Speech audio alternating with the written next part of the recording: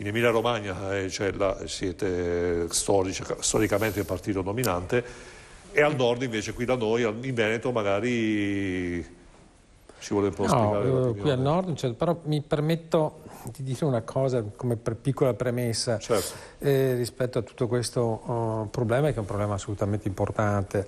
Mi è dispiaciuto leggere domenica sera un commento da parte del nostro conduttore sul Festival di Sanremo, che ci sta, non è un problema. Solo che poi alla fine mi dispiace leggere che dice: ma avete letto il testo? Va bene, da piano. Questa non è l'Italia, caro Partito Democratico, l'integrazione non si fa con la forza, imponendo le cose, eccetera.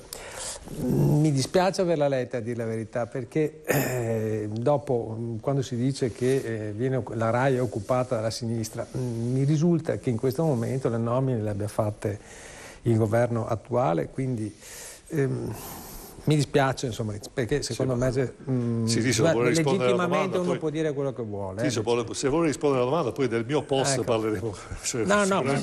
Mi premeva però dirlo, perché secondo me è importante, perché io sono del Partito Democratico e mi sono sentito un pochettino toccato, insomma, da sta roba. Sì, perché comunque lei ha interpretato il messaggio io l'ho interpretato, l'ho letto, però era un monito per dire, perché comunque si può fare anche cultura del confronto in maniera serena. Comunque, su questo non c'è dubbio. Il problema è che l'occupazione della RAI, questa mi sembrava un pochettino eccessiva. Vabbè, ma tornando all'autonomia, le 3 regioni che l'hanno richiesta, 2 con un referendum, di cui uno è andato buca totale, e il Veneto ha fatto il suo referendum. Io non sono andato a votare al referendum perché ritenevo che 14 milioni fossero stati buttati in una spazzatura, insomma, per fare questo referendum. Se non c'era il referendum del Veneto, non ci sarebbe stato non ci sarebbe stata la richiesta dell'Emilia Romagna. Allora, lo sappiamo, dai.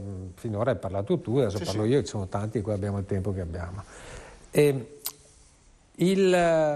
La questione dell'autonomia, io non sono favorevole all'autonomia, solo che devo capire ancora che cosa ci sarà dentro questo contenitore dell'autonomia, perché ieri sembrava che fossero pronti a mettere la firma, oggi già cominciamo a perdere pezzi, perché qualcuno dice no, dobbiamo discutere in Parlamento perché dobbiamo fare degli emendamenti, altri dicono no, non si possono discutere, quando c'è la firma, insomma ci sono dei problemi non da poco tra le compagini governative, e su questo credo si tergiverserà ancora.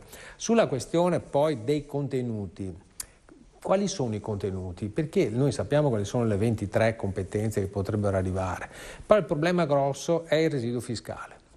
Sembra che ci sia la parte in più del residuo del fisco che viene generalmente incassato, che possa rimanere in Veneto, e dopo anche la questione delle spese standard o della spesa storica. Anche questo è un bel problema non da poco. Chi la paga poi la differenza?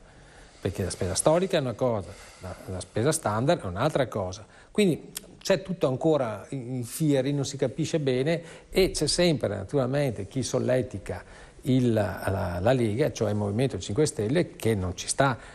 Per quale motivo? Semplicemente per un motivo di consenso, sia chiaro, insomma, perché da Roma in giù ha vinto le elezioni, da Roma in giù. Allora, se non verrà capita tutto questo, noi andiamo a creare un pateracchio, non un'autonomia, e il pateracchio sarà quello del rischio non solo di un'autonomia, non dico di un'indipendenza, ma di una sempre progressiva separazione.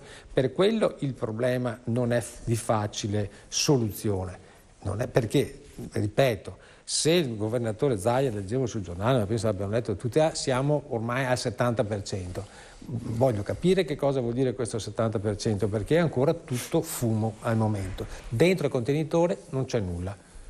O meglio, c'è qualcosa, ma è ancora in fieri, in movimento, quindi non è chiaro.